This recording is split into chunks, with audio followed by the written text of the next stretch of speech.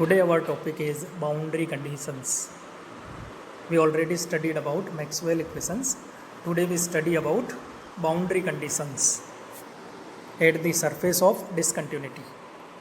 At the boundary between two media, however, certain boundary conditions are to be met, and these demand that there be a definite relations between the boundary conditions, which must be satisfied by field vectors D, E, B and H at the interface between two media.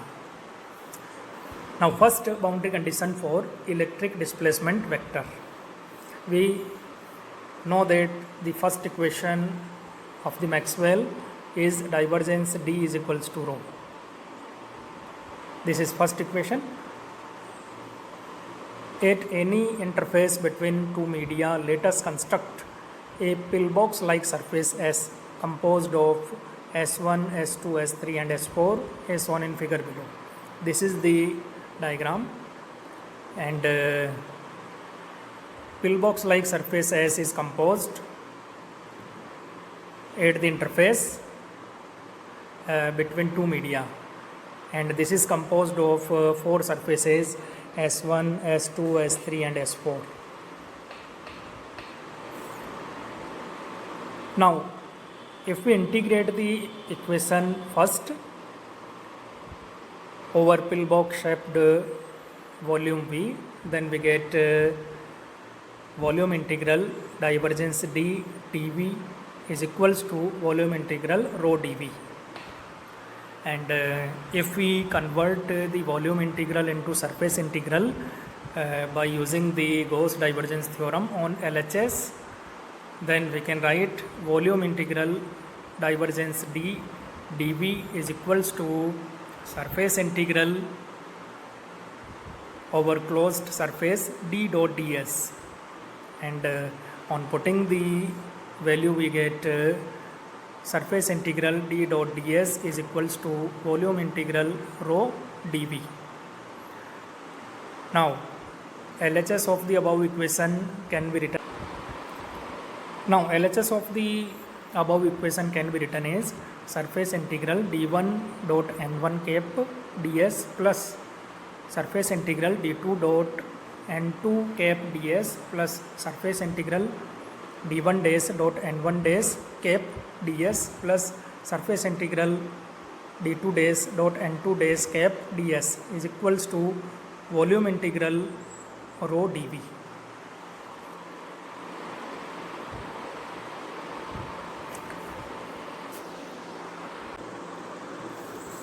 N cap, here n cap represents unit vectors along to concerned surface.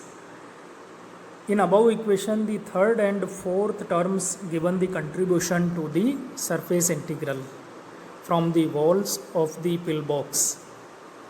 In the above equation, the third and fourth terms given the contribution to the surface integral from the walls of the pillbox if electric displacement vector D is bounded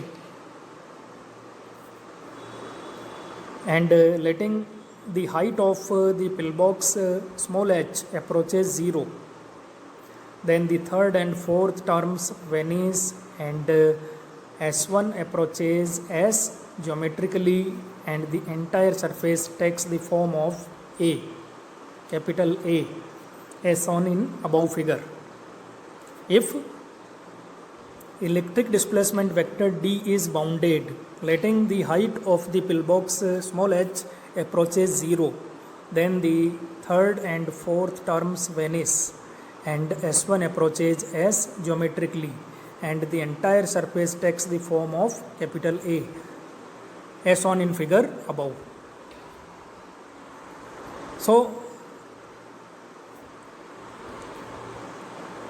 this is if h approaches 0, then the third and fourth terms vanishes and S1 approaches S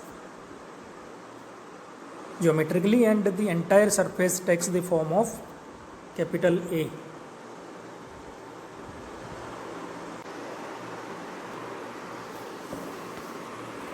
Now in the limit of h tending to 0, equation third takes, now in the limit of h tending to 0, equation third takes the form limit h tending to 0 surface integral d1 dot n1 cap ds plus surface integral d2 dot n2 cap ds is equals to limit h tending to 0 volume integral rho dv.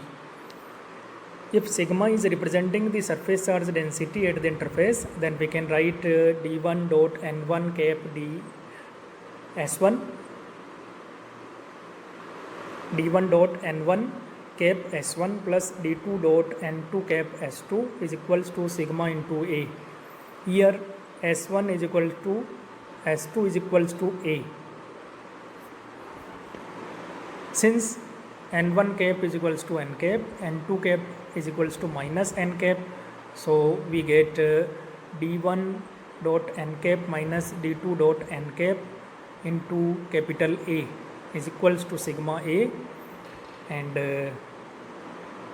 on solving the equation we get d1 dot n cap minus d2 dot n cap is equals to sigma. Here n1 cap unit vector and n2 cap unit vectors both are in opposite directions. So finally we get d1 n minus d2 n is equals to sigma. Here the normal component of electric displacement vector is not continuous. The normal component of electric displacement vector is not continuous at the interface, but changes by an amount equal to free surface charge density of charge at the interface.